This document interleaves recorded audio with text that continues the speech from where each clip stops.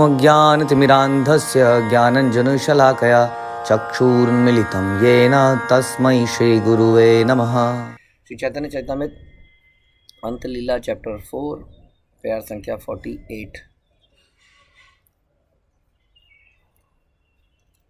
तो रूप गोस्वामी और चैतन्य महाप्रभु का मिलन हुआ, सनातन गोस्वामी, और हमने सुना कैसे उन्होंने अनुपम के बारे में चर्चा करी, कैसे वो राम भक्त थे। अब आगे चलते हैं। भाल हईले तोमार यहाँ हईल आगमने, यही घरे रह यहाँ हरिदास सने। ये अच्छा हुआ कि तुम यहाँ पर आ गए हो, अब इस कमरे में हरिदास ठाकुर के साथ रहो। कृष्ण भक्ति रसे दुहे परम प्रधान, कृष्ण रस आस्वादन करे कह कर लह कृष्ण नाम। तुम दोनों ही कृष्ण भक्ति के रसों को समझने में दक्ष हो, इसलिए तुम दोनों को ऐसे कार्यों का तथा हरे कृष्ण महामंत्र का आस्वादन करते रहना चाहिए। तो जो कृष्ण भक्ति के रस को समझने में दक्ष है वो क्या करता है? वो भगवान की लीलाओं का चर्चा करता है, उनके मंत्र का चर्चा करता है, और ऐसा वो परस्पर करते हैं। बोधयंती परस्परम, इसमें उन्हें दिव्य आनंद मिलता है, ऐसा गीता भगवद गीता में हम सुनते हैं। भक्तों का यही जीवन है, वो भगवान के लीलाओं, भगवान की सेवाओं, उनका जीवन उन्हीं के प्रति समर्पित है और उसी की चर्चा वो करते हैं। और वो एक जैसा व्यक्ति ढूंढते हैं जो कि वैसे ही व्यक्ति हों, ताकि चर्चा में आनंद आए। ऐसा ना हो कि हमने चर्चा करी भगवान की, उसने चर्चा करी कोई भौतिक, और पूरा चर्चा का मज़ा करके रहोगे। तो चर्चा का मज़ा तभी है जब एक जैसे भाव वाले, स्वभाव वाले लोग बैठे हों। तो बोला कि ये तो आप दोनों एक ही, दोनों बड़े दक्ष हो भक्ति के रसों को समझने में, अब साथ में रहो और यही काम करो। एतबली महाप्रभु उठिया चलीला, गोविंद द्वारा आए दुहे प्रसाद पठाईला। यह कहकर चैतन्य महाप्रभु उठे और चल दिए तथा गोविंद के द्वारा उन्होंने उनके खाने के लिए प्रसाद भेजा। तो भगवान रोज़ ही जगन्नाथ जी का प्रसाद हरिदास ठाकुर के लिए भेजते थे, तो उन्होंने सनातन गोस्वामी के लिए भी भेजा। गोविंद उनके पर्सनल सर्वेंट हैं, चैतन्य महाप्रभु के, उनके थ्रू उन्होंने वो प्रसाद को भेजा। एई मत सनातन रहे प्रभु स्थाने, जगन्नाथेर चक्र देखी करे न प्रणामे। और इस तरह सनातन गोस्वामी श्री चैतन्य महाप्रभु की देख रेख में रहे। वे जगन्नाथ मंदिर के अंदर तो नहीं जाते थे, लेकिन मंदिर के बाहर से ही मंदिर के शिखर पे लगे चक्र को देखते थे और उसी को नमस्कार करते थे। तो अगेन ये जैसा हम अक्सर चर्चा करते हैं कि भगवान को देखने के लिए हमारी बड़ी होड़ रहती है। कई बार भीड़ में धक्का मुक्की हो जाती है, कुछ लोग मर भी जाते हैं, और ये लोग जनरली वही होते हैं जो मशरूम की तरह बरसातों में उगे, जैसे मशरूम बरसातों में उग जाता है, वैसे ही साल में किसी एक दिन अचानक से उमड़ आते हैं। इनके अंदर, इनके पास ट्रेनिंग नहीं होती है, इनके पास भाव नहीं होता है, तो ये एक दूसरे को वहाँ मार पिटाई, गाली गलौज करके किसी तरह से दर्शन करना चाहते हैं। लेकिन भक्ति सिद्धांत सरस्वती ठाकुर ने हमें बताया कि हमें अपना जीवन ऐसा जीना चाहिए कि भगवान हमें देखें कि मेरा प्रिय भक्त में कितनी सेवा कर रहा है। जैसे हमने सुना इस गोपाल कृष्ण गोस्वामी महाराज का कोट कि ऐसा नाम जपो कि कृष्ण वहाँ से देखें कि कौन मेरा नाम जप रहा है। तो हमारी सेवाएं, हमारी कमिटमेंट भाव से हम भगवान को अधिक प्रसन्न कर पाएंगे। बहुत अच्छी बात है भगवान के दर्शन करना, लेकिन दर्शन के साथ ये भी होना चाहिए। तो यहाँ पर सनातन रूप ये लोगों ने अपना पूरा जीवन ही भगवान की सेवा में लगा रखा था, और अपने आप को निम्न मानते थे तो मंदिर में नहीं जाते थे। लेकिन चक्र के दर्शन से ही इन्हें वो आनंद मिलता था, वो प्रेरणा मिलती थी, वो भाव मिलता था जो कई बार हमें अंदर जाके भी नहीं मिलता है, दर्शन करके भी नहीं मिलता है।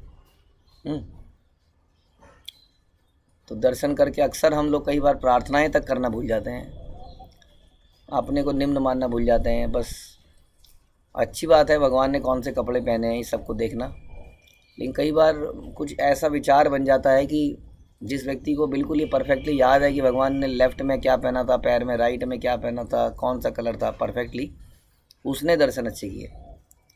वास्तव में दर्शन उसने अच्छे किए जो अपनी गलतियों के लिए क्षमा मांग पाया, आगे बढ़ने के लिए प्रार्थना कर पाया, अहतों की भक्ति के लिए प्रार्थना कर पाया, भक्तों की सेवा के लिए प्रार्थना कर पाया, और साथ साथ उसने भगवान के रूप का दर्शन भी करके अपने को तृप्त भी किया। तो सनातन गोस्वामी केवल बाहर से ही उस चक्र को देखते और उस चक्र को प्रणाम करते, जो चक्र जगन्नाथ मंदिर के ऊपर लगा है, अंदर नहीं जाते थे। तो प्रभु आसी प्रतिदिन मिले न दुई जने, इष्ट गोष्ठी कृष्ण कथा कहे कत क्षणे। श्री चैतन्य महाप्रभु प्रतिदिन इन दोनों महान भक्तों से भेंट करने जाते थे। ऐसा हमने अभी जिक्र किया कि स्वयं भगवान ही अपने भक्त को देखने आते थे और कुछ काल तक उनके साथ कृष्ण कथाओं पर बात करते थे, क्योंकि चैतन्य महाप्रभु का चरित्र यही साबित करने के लिए आया है कि यदि आपको भक्ति करनी है तो कैसे करनी है, और अपने चरित्र में यही दिखाते थे। तो उन दोनों के साथ आके क्या करते थे, कृष्ण कथाओं की चर्चा करते थे। दिव्य प्रसाद पाए नित्य जगन्नाथ मंदिरे, तहाँ आनी नित्य अवश्य देना दोहाकारे।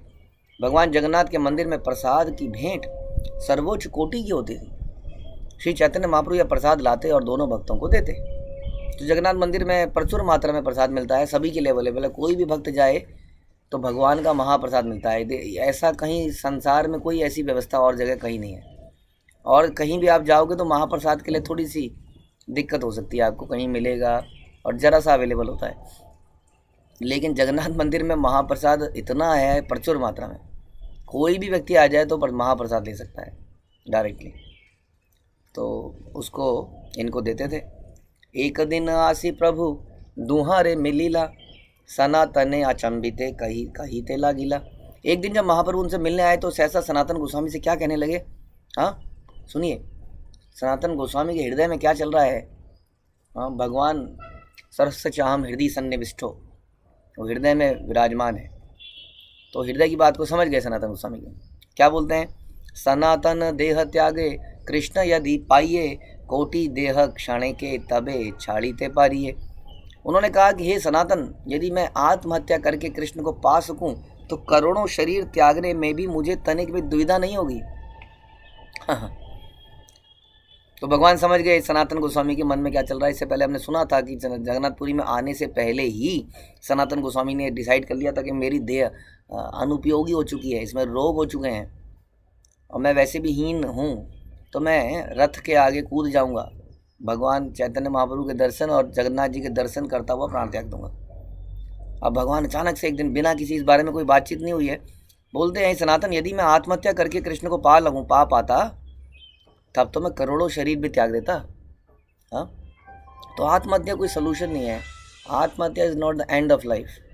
ध्यान रखिए, कई बार हम जीवन से बहुत परेशान हो जाते हैं तो आत्महत्या कर लेते हैं। हाँ, ये बिल्कुल वैसी है जैसे ऑस्ट्रिच है जो परेशानी में आने पर अपना सर रेत में घुसा देता है। सर को रेत में घुसाने से, आँखों में पट्टी बांध लेने से, नशे में धुत हो जाने से समस्याएं जाती नहीं है। समस्याएं जाती है, जैसे कि प्रभुपाद आई थिंक आज का कोर्ट में ही बोला कि मैं समस्याओं को एक किक मार के भगा सकता हूँ। समस्याएं जाती है गुरु और कृष्ण की शरण में जाने से। तो इसलिए वो कह रहे हैं कि शरीर त्यागना सॉल्यूशन नहीं है, क्योंकि उसके बाद हमें फिर से जन्म मिलता है, बल्कि भूत प्रेत या जो भी जन्म मिलता है। हमारा जीवन में कार्य केवल प्रयास करना हो सकता है, सफलता या विफलता हमारे हाथ में कभी भी होती नहीं है। इसलिए प्रयास करने से हम आगे बढ़ते रहें, भगवान की सेवा में लगे रहें, और हमसे कुछ गलतियां हुई हैं तो हमने सीनियर से पूछते रहें कि सेवा में क्या गलती है, क्या त्रुटि है, इसको कैसे अच्छा किया जा सकता है, बस। तो इसलिए भगवान उनको समझा रहे हैं कि शरीर त्यागने से अगर कृष्ण मिल जाते हैं तो मैं तो कितने बार शरीर को त्याग दूं। देह त्यागे कृष्ण न पाई ये भजने, कृष्ण प्राप्त्येर उपाय कौन नाही भक्ति विनय। तुम जान लो कि मात्र शरीर त्यागने से कोई कृष्ण को प्राप्त नहीं कर सकता। कृष्ण तो भक्ति से प्राप्त हैं, उन्हें प्राप्त करने का कोई अन्य उपाय ही नहीं है। हाँ, ये राक्षसी आसुरी तपस्या में आदमी अपना गला काट देता है, शरीर के अंग काट देता है, जैसे भस्मासुर और रावण ने किया। देह त्यागादि यत सब तमो धर्म, तमो रजो धर्मे कृष्णेर ना पाई में गर्म। आत्महत्या क्या है, मर्म। आत्महत्या क्या है, या शरीर को इस प्रकार से त्यागना क्या है, जैसे कर्म तमोगुण से प्रेरित है और ये तमोगुणी तपस्या है, जैसे कि भस्मासुर रावण इत्यादि ने करी। एवं तमो रजोगुण में मनुष्य यह नहीं समझ सकता कि कृष्ण कौन है। ये समझना पड़ेगा। और इसके बाद और भी इम्पोर्टेंट बातें अभी करेंगे कि भक्ति बिना कृष्ण नव कभु नहे प्रेमोदय, प्रेम बिना कृष्ण प्राप्ति अन्य है ते नया। जब तक कोई भक्ति संपन्न नहीं करता, भक्ति का मतलब जानते हैं, सिंपली भगवान की सेवा में इंद्रियों को लगाना किसी भी प्रकार से, पूजा अर्चना भी इसके अंदर है, जप भी इसके अंदर है, मंदिरों में जाना, तीर्थों में जाना, वैष्णवों की सेवा करना, प्रचार करना, ये सब भक्ति कार्य है। जब तक कोई भक्ति संपन्न नहीं करता तब तक वह अपने सुप्त कृष्ण प्रेम को जागृत नहीं कर सकता। क्योंकि आप देखेंगे कि यदि आप किसी की सेवा करेंगे बड़े हृदय से, तो उस व्यक्ति के प्रति आपकी प्रेम जागृत हो जाएगा। इट्स लाइक एन इन्वेस्टमेंट, कि जैसे आप किसी कंपनी के अंदर अपना पैसा लगाते हो, उस कंपनी के प्रति आपकी आसक्ति हो जाती है, वो कंपनी क्या कर रही है, क्या नहीं कर रही है, सेल कैसे जा रही है, क्या नहीं, आप पूरा ध्यान, किस जगह में आपने प्लॉट खरीद लिया है तो आपका पूरा ध्यान रहेगा, अरे ये एरिया डेवलप हो जाए, बढ़िया हो जाए, है ना। उसी तरह से जब आप किसी के साथ सेवा करते रहते हो तो अपना टाइम, एनर्जी, सब कुछ, लक्ष्मी उसके ऊपर लगाते रहते हो, तो स्वाभाविक रूप से उससे प्रेम हो जाता है। ये प्रेम विकसित करने का एक तरीका है, भक्ति योग किसी को कहते हैं। डायरेक्टली प्रेम किसी को नहीं होता है, हम अपनी साधना और सेवा द्वारा प्रेम को विकसित करते हैं, उसके बारे में सुनते रहते हैं, उसका नाम जपते रहते हैं, प्लस उसकी सेवा करते रहते हैं। हाँ, तो इसलिए बता रहे हैं कि जब तक कोई भक्ति नहीं करता तब तक कृष्ण के सुप्त प्रेम को जागृत नहीं कर सकता, और उस सुप्त प्रेम को जागृत किए बिना कृष्ण को प्राप्त करने का कोई और साधन है ही नहीं।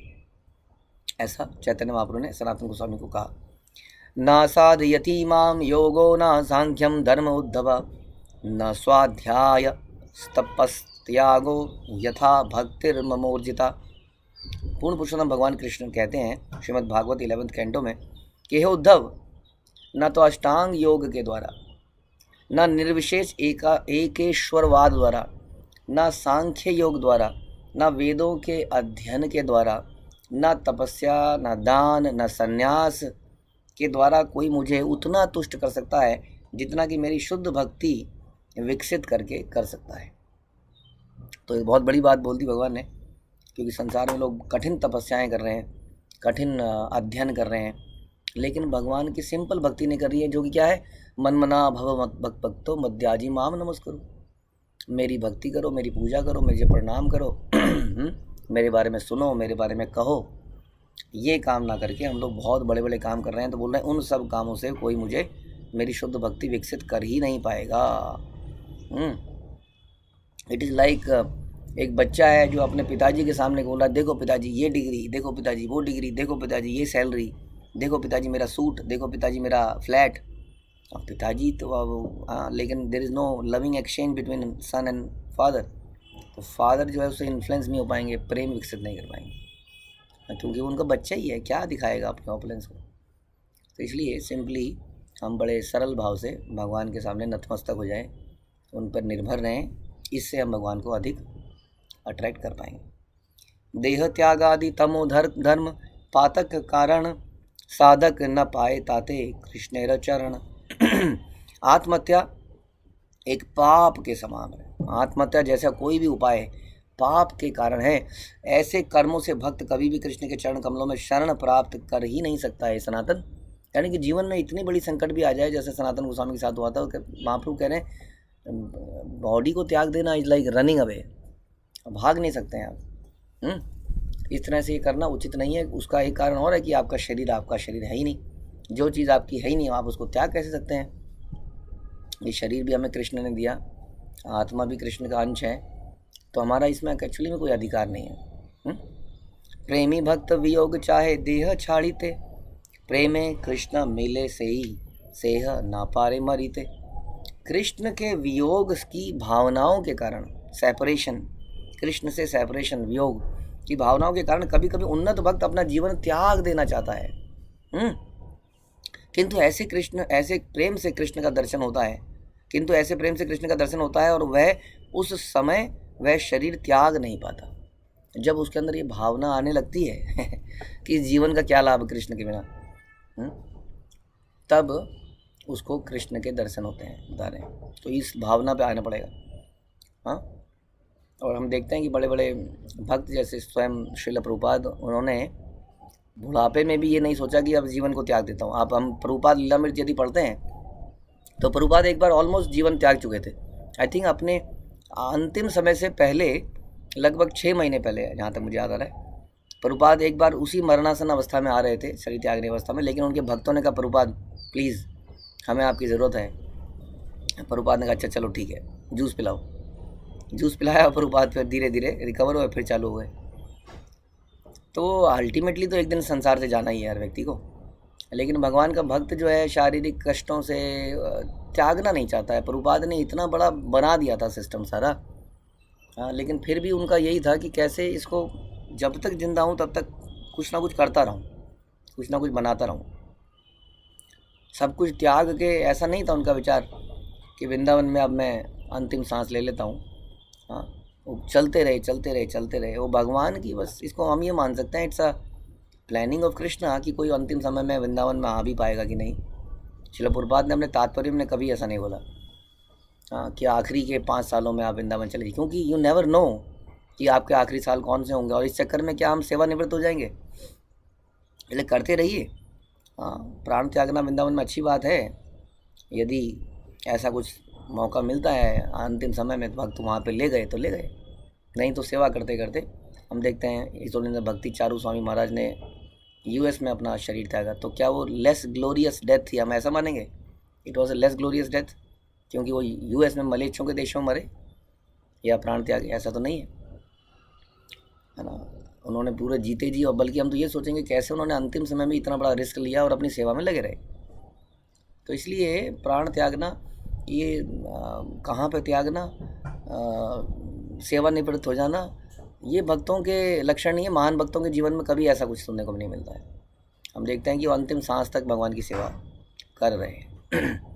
तो कृष्ण से जब वियोग पैदा हो जाएगा ज़बरदस्त, तब भगवान उसको किसी ना किसी तरीके से ऐसे रियलाइजेशन देंगे कि वो शरीर त्याग ही नहीं पाएगा।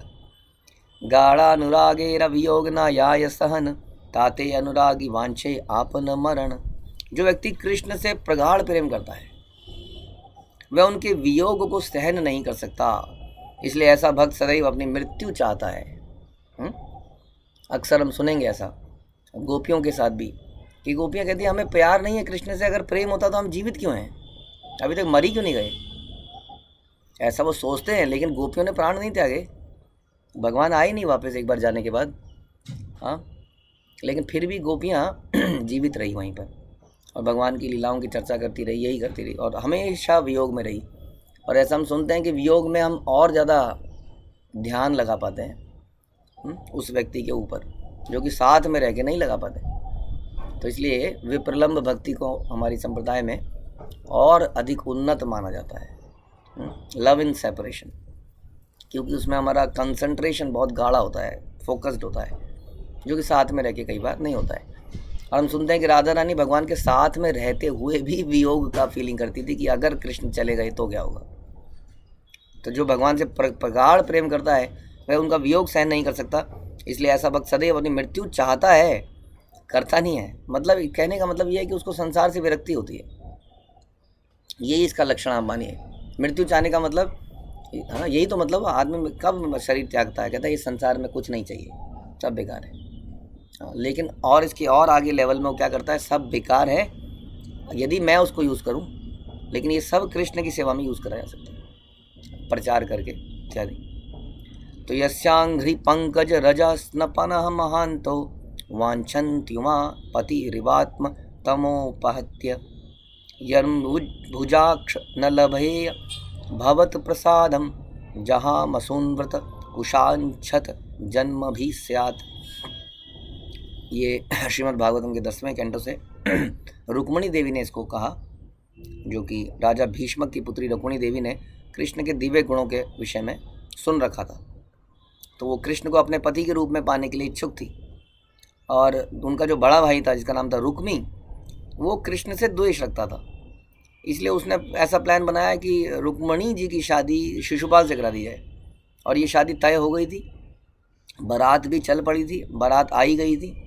रुक्मिणी जी भी अपने कुल जो भी था उनकी पूजा करके उनके मंदिर की तरफ गई। हाँ, तो जब रुक्मिणी को इसका पता चला कि तो अत्यंत दुखी हो गई, अतः उन्होंने एक गोपनीय पत्र कृष्ण के नाम पर लिखा, जिसको एक ब्राह्मण दूत को दिया गया कि आप इसको कृष्ण को ये मैसेज दीजिए। तो बोलते हैं कि हे कमल नयन, शिवजी जैसे महापुरुष अज्ञान को भगाने के लिए आपके चरण कमलों की धूल में स्नान करने की इच्छा करते हैं। हाउ ग्लोरियस यू आर, कि शिवजी जैसे पुरुष भी क्या करते हैं, आपके चरण कमलों की धूल लेने के लिए उत्सुक रहते हैं। यदि मुझे आपकी कृपा प्राप्त नहीं होती तो मैं अपनी आयु को कम करने के व्रत का पालन करूँगी। यदि आप मुझे लेने नहीं आए, और मुझे नहीं अपनाया, यानी कि मैं अपना जीवन समाप्त कर लूँगी। और यदि इस तरह आपकी कृपा मिल सकेगी तो मैं सैकड़ों जन्मों तक शरीर त्यागती, मैं बार बार, अगर शरीर त्यागने से ही आप मुझे मिलोगे तो मैं इस शरीर को भी त्यागने को तैयार हूँ। लेकिन फिर कृष्ण ऐसे व्यक्ति को त्यागने नहीं देते हैं। वो बोलते हैं कि ऐसा ही व्यक्ति को सब कुछ मिलना चाहिए, क्योंकि यही व्यक्ति तो प्रकृति के संसाधनों का सदुपयोग कर सकता है। तो इस तरह से उन्होंने उनको पत्र लिखा। सिंचांग नस्त्व ददरामृतपुरकेण हासावलोक कलधीत जहिष्याग्निम नौचैद्वयं विरह जाग्न्युपयुक्त देहा ध्यानेन याम पदयो पदवीं सखेते। हे प्रिय कृष्ण, आपने अपनी हंसी युक्त चितवन तथा मधुर बातों से हमारे हृदयों में दिव्य काम वासना की अग्नि उत्पन्न कर दी है। काम वासना भौतिक काम वासना नहीं है, जैसा हम अक्सर सुनते हैं। श्रील प्रभुपाद ने बोला कि जो भी रस इस संसार के अंदर हैं वो भागवत भगवान के धाम में हैं, लेकिन वो दिव्य हैं और यहाँ पर उनकी शक्ल सूरत बिगड़ गई है। डुप्लीकेट माल जैसा होता है ना, डुप्लीकेट माल कई बार वैसा ही लगता है जैसा ओरिजिनल है, लेकिन उसके अंदर वो क्वालिटी नहीं होती है। तो यह हमारे हृदय में आपने काम वासना की अग्नि उत्पन्न कर दी है। अब आपको अपने होंठों की अमृत धारा से हमें चूम कर इस अग्नि को बुझाना चाहिए। तुम कृपा करके ऐसा करें, अन्यथा हे मित्र, आपके विरह के कारण हमारे हृदयों के भीतर की अग्नि हमारे शरीर को क्षार कर देगी। इस तरह ध्यान द्वारा हम आपके चरण कमलों की शरण पा सकेंगे। तो माधुर्य रस में ये प्रेम है, जिसमें कि माधुर्य रस में भी हम सुनते हैं 2 प्रकार के रस हैं, गोपियों का और द्वारका की रानियों का। तो ये द्वारका की रानियाँ उसी रस में कृष्ण से रुक्मिणी जी वार्तालाप कर रही हैं एक पत्र के माध्यम से। तो ये श्लोक गोपियों द्वारा तब कहा गया जब वे शरदकालीन चांदनी में कृष्ण की वंशी द्वारा आकर्षित हो गई। तो ये गोपियों का है, सॉरी। वे सभी उन्मत्त होकर कृष्ण के पास आई, लेकिन उनके प्रेम को वर्धित करने के उद्देश्य से कृष्ण ने उन्हें घर जाने को बोल दिया। गोपियों ने इन उपदेशों की परवाह नहीं करी, और वो पूरी तरह से तृप्त होने के लिए कृष्ण के पास आई थी। कुबुद्धि छड़िया कर श्रवण कीर्तन अचिरात पावे तबे कृष्णेर चरण। श्री चैतन्य महाप्रभु ने सनातन गोस्वामी से कहा, तुम अपनी समस्त व्यर्थ की इच्छाओं को छोड़ दो, क्योंकि वे कृष्ण के चरण कमलों की शरण पाने के लिए अनुपयुक्त हैं। यदि ऐसा हीन भावना पैदा कर लोगे, डीमोरलाइज हो जाओगे, तो कृष्ण को पाने के लिए अनुपयुक्त है। यानी कि हर अवस्था में हमें उत्साहित रहना होगा कृष्ण की सेवा के लिए। तुम अपने आप को श्रवण तथा कीर्तन में लगाओ, उससे तुम्हारी चेतना फिर से जागृत होगी।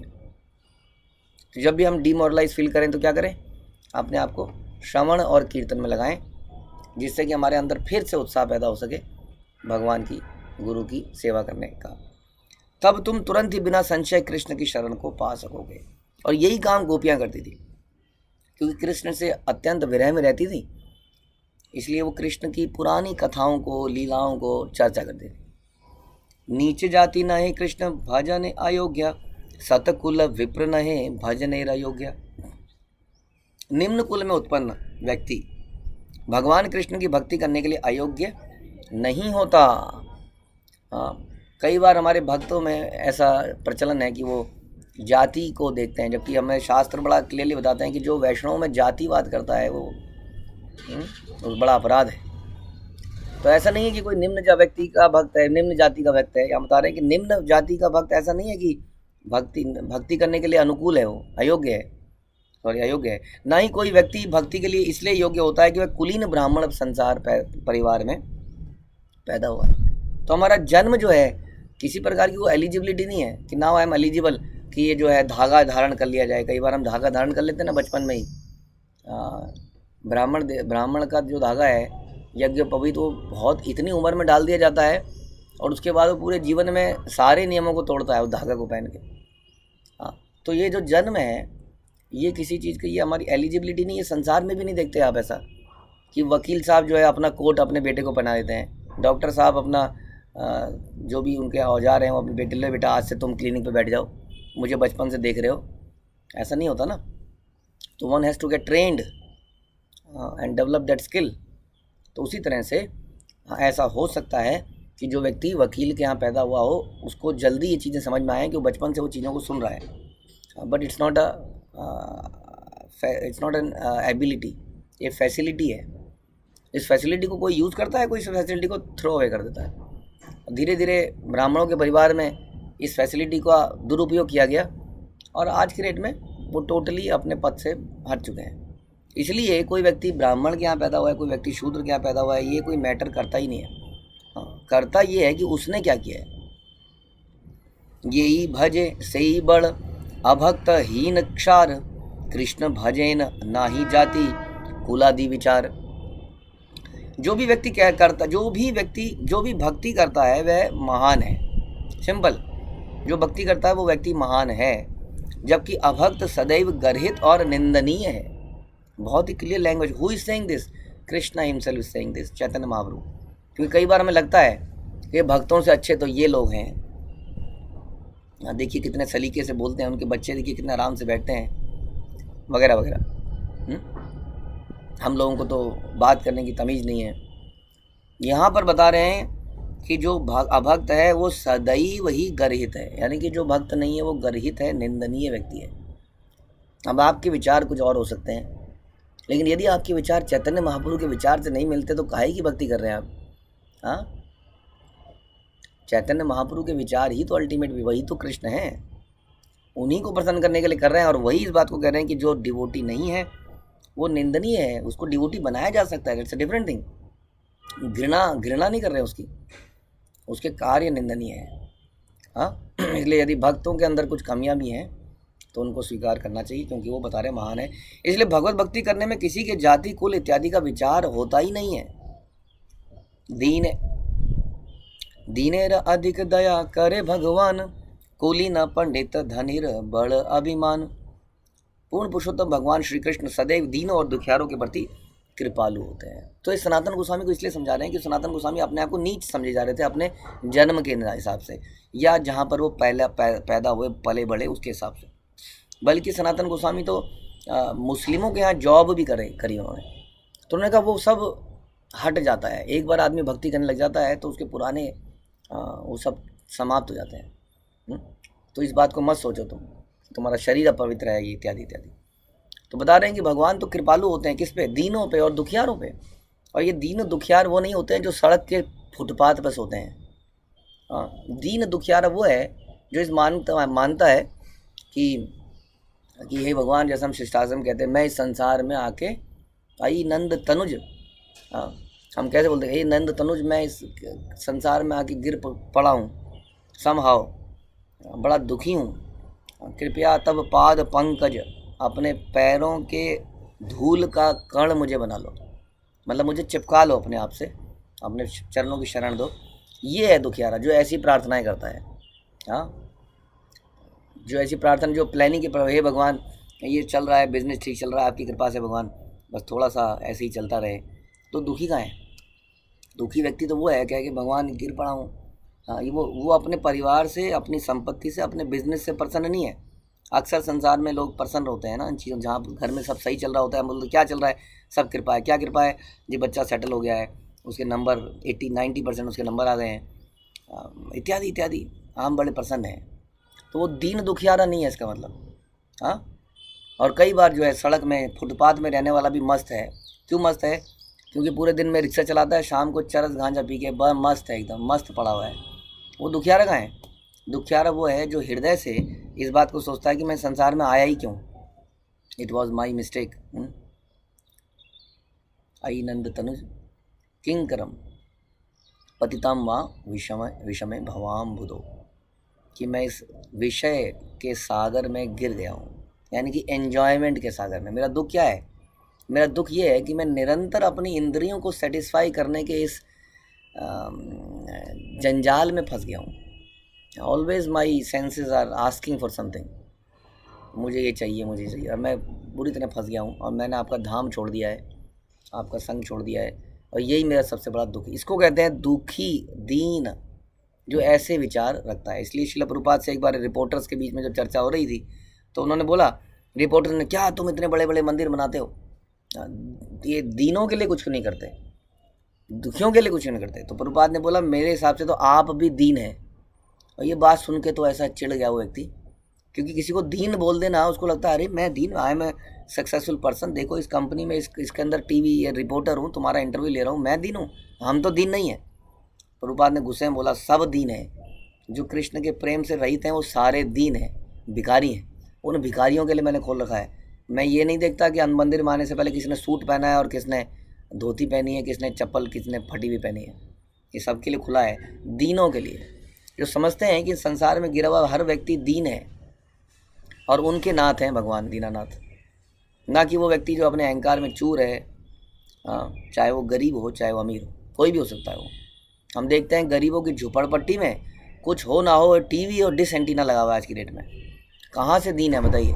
चरस गांजा पी रहे हैं, एक तरफ से टीवी लगा हुआ है, सारे कुकर्म कर रहे हैं, तो दीन कहाँ मान रहे हैं हम अपने आप को? इसलिए इस बात को समझना पड़ेगा कि दीनों और दुखियारों के प्रति कृपालु हैं, किंतु कुलीन, विद्वान और धनी सदैव अपने पदों पर गर्व करते हैं। हाँ, जनरली ऐसा देखा गया है कि जो धनी है, विद्वान है, ज्ञानी है, वो तो गर्वान्वित हैं, लेकिन ऐसा भी देखा गया है कि छोटे या गरीब लोग भी कई बार गर्वान्वित हैं, उन्हें कोई दुख नहीं है जीवन का। और ऐसा भी देखा गया है कि बहुत छोटा व्यक्ति जो कि दुखों से पीड़ित है लेकिन भगवान का बड़ा अच्छा भक्त है, जब उनके पास जाते हैं तो हमें बेचारे के पास इनकम होती है दिन की 100 रुपये, उसमें से 50 रुपये गीता के लिए दे देता है, वो व्यक्ति दीन है। और कई बार बहुत अमीर व्यक्ति है जो बिल्कुल डाउन टू अर्थ है, ऐसे बहुत भक्त हैं इस्कॉन के अंदर जो उनको देख के लगता नहीं इतने विद्वान, इतने धनी होंगे, वो अपने आप को दीन मानते हैं। तो इन दोनों के प्रति भगवान कृपालु हैं। और एक सनातन गोस्वामी, आप तो अपने आप को परम दीन मान, तो शिरोमणि है इस चीज़ के अंदर, इसलिए आपको भगवान की कृपा ना मिले ऐसा कैसे हो सकता है? हाँ, इसलिए व्यर्थ की चिंता मत कीजिए, ग्लानि मत कीजिए। भगवान ने शरीर दिया है, भगवान ने रोग किया है, हमें क्या करना है इससे? रोग मेरे हाथ में नहीं है ना। हम जहाँ तक खान पान अपना सिंपल रखते हैं, उसके बाद में रोगों से मेरा क्या कंट्रोल है रोगों के ऊपर? जहाँ तक हम इंद्रिय तृप्ति नहीं करते। यहाँ यदि आप चटपटा खाते हैं, इंद्रिय तृप्ति के लिए खाते हैं, तब हम जिम्मेदार हैं। तो शरीर को स्वस्थ रखने की जिम्मेदारी हमारी है, लेकिन कई बार ये सारी चीज़ें करने के बाद भी रोग हो जाता है, फिर उसको भगवान पे छोड़कर हमें निराशा में नहीं आना चाहिए और भगवान की सेवा में लगे रहना चाहिए। ठीक है, तो हमारे जीवन में ये घटना बहुत रेलिवेंट है, क्योंकि हमारे जीवन में ये बहुत कुछ होगा इस तरह का कि हम बिल्कुल डिमोरलाइज हो जाएंगे लाइफ में। हाँ, तो इस सनातन गोस्वामी के दृष्टांत को जारी रखें, सुने, आगे भी सुनेंगे कि कैसे हमें अपने आप को मोटिवेट करना है। भगवान ने कहा तुम श्रवण कीर्तन करो, साधु के पास जाओ, तो अपना चित्त एकदम से बढ़िया हो जाएगा। ठीक है, तो हम इसी का सहारा लेंगे और भगवान की सेवा में आखिरी सांस तक लगे रहेंगे। हरे कृष्णा। श्रील प्रभुपाद की जय, श्री चैतन्य चरितामृत की जय, श्री कृष्णदास कविराज की जय।